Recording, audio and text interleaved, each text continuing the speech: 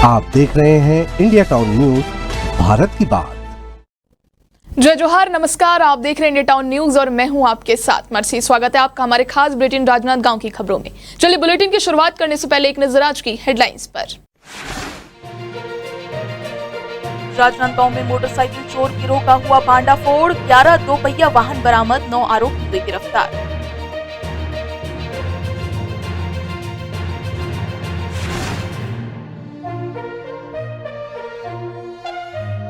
National Herald मामले में कार्रवाई के विरोध में कांग्रेस का एक दिवसीय धरना प्रदर्शन, ईडी द्वारा आरोप पत्र किया दाखिल।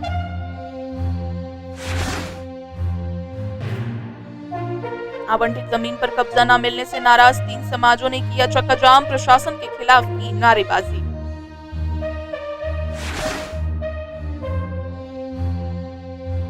प्री मानसून रेस्क्यू अभ्यास में जुटी एनडीआरएफ, रानी सागर तालाब में किया रेस्क्यू ऑपरेशन का प्रदर्शन।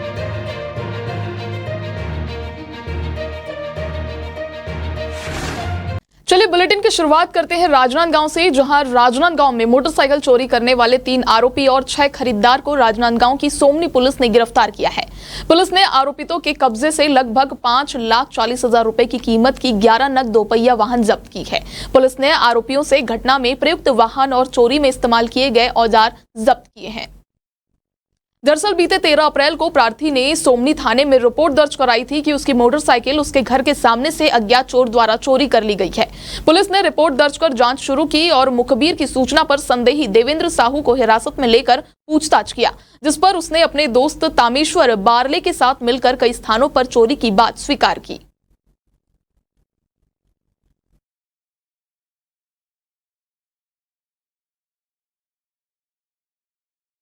राजनांदगांव पुलिस को एक बड़ी कामयाबी मिली है और मोटरसाइकिल चोरी के एक बड़े गिरोह को पकड़ने में सोमनी पुलिस और साइबर जो हमारी टीम है उन लोगों ने बहुत अच्छी कार्रवाई मिलकर इस प्रकरण में की है। इस प्रकरण में हम लोगों को कुल 3 मुख्य आरोपी और 6 खरीदार, इन 9 लोगों को गिरफ्तार करने में सफलता मिली है।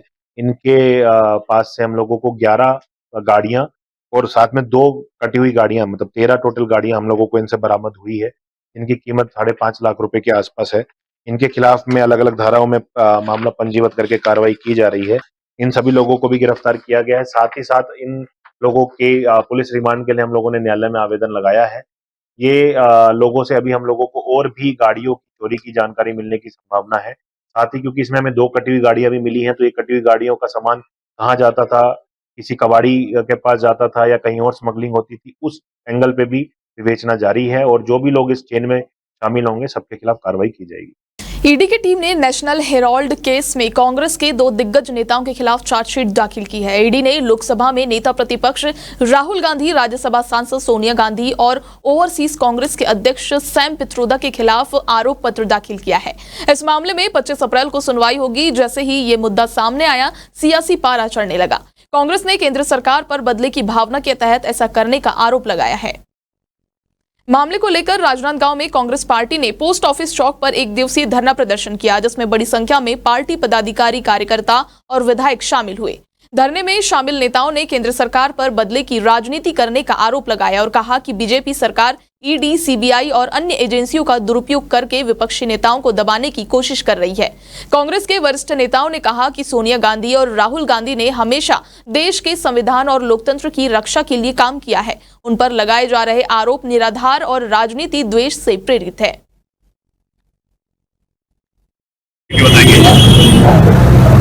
आज का धरना प्रदर्शन प्रदेश कांग्रेस समिति के सम्मानित अध्यक्ष आदरणीय दीपक बैद जी के निर्देशानुसार राजनांदगांव शहर जिला कांग्रेस कमेटी एवं जिला ग्रामीण कांग्रेस के संयुक्त तत्वाधान में, जो कि विषय आदरणीय राहुल गांधी जी, माननीय श्रीमती सोनिया गांधी जी का नाम नेशनल हेराल्ड में और जिस प्रकार से सरकारी तंत्रों का दुरुपयोग करके और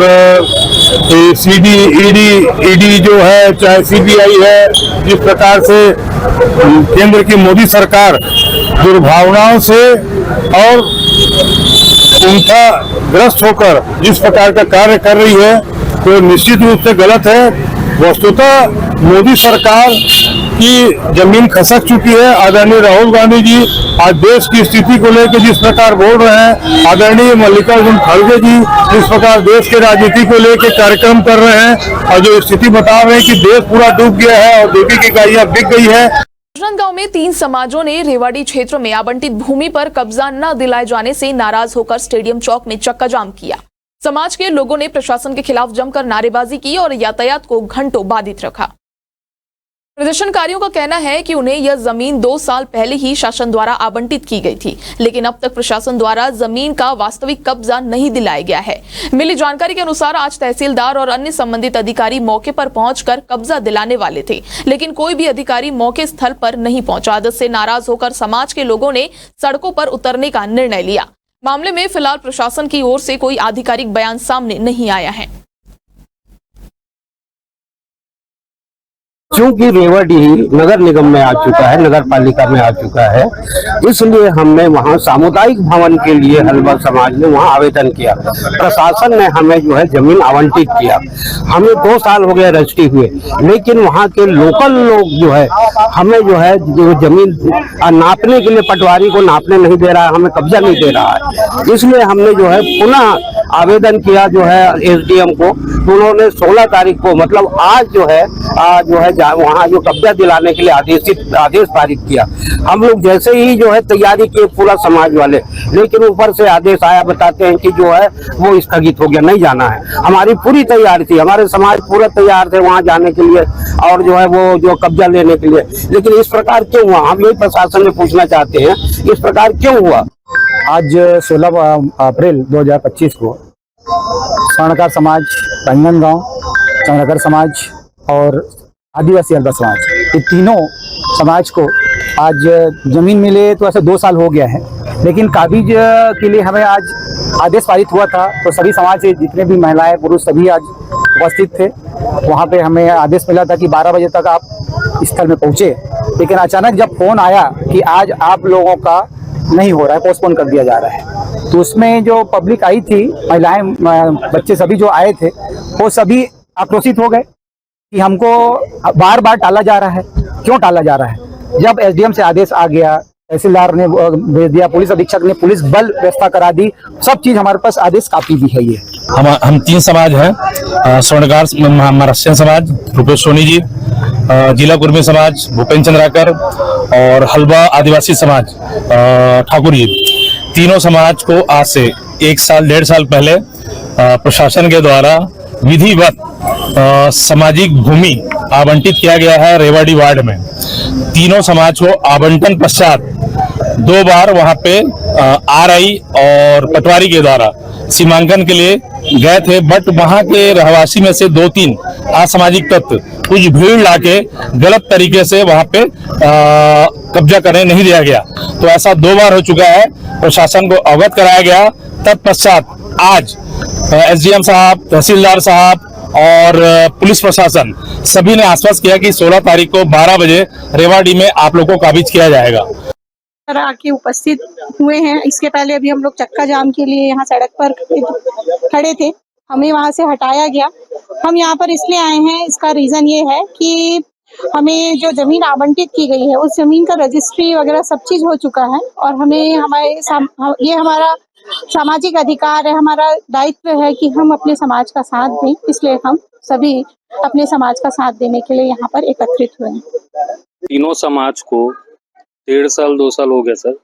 उस समय हमको जमीन आवंटित हुई थी और जिसका हमने विधिवत सब प्रक्रिया पूर्ण कर ली है और हमारे द्वारा जब तीनों समाजों के द्वारा वहाँ कब्जा जब किया गया, वहाँ पर करने का प्रयास किया गया, तब वहाँ लोकल जो ग्रामीण नेता हैं, कुछ असामाजिक तत्व हैं, वो इकट्ठा हो जाते हैं, गाली गलौज और अभद्र व्यवहार करके हमें वहाँ कब्जा करने नहीं देते। उनके द्वारा कहा जाता है ये जमीन हमारी।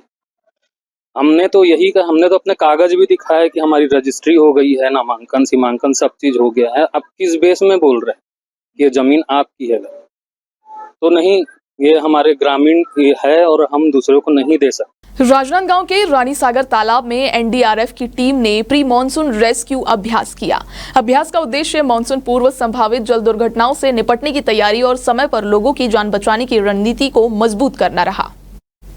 करीब 15 सदस्यों की एनडीआरएफ टीम ने इस अभ्यास में हिस्सा लिया। अभ्यास के दौरान boat, oxygen cylinder, life jacket और अन्य जरूरी मेडिकल सामानों का इस्तेमाल कर डूबते हुए व्यक्ति को सुरक्षित निकालने की प्रक्रिया का प्रदर्शन किया गया। टीम के अधिकारियों ने बताया कि मानसून के समय अक्सर नदी, तालाब और अन्य जल स्रोतों में डूबने की घटनाएं सामने आती है। ऐसे में समय पर रेस्क्यू कर जान बचाना एक चुनौती होती है। इसी को ध्यान में रखते हुए यह अभ्यास किया गया ताकि किसी भी आपात स्थिति में कुशलता से सुलझा जा सके। आज का हमारे खास बुलेटिन में फिलहाल इतना ही। आप देखते रहिए इंडिया टाउन न्यूज, भारत की बात। आप देख रहे हैं इंडिया टाउन न्यूज, भारत की बात।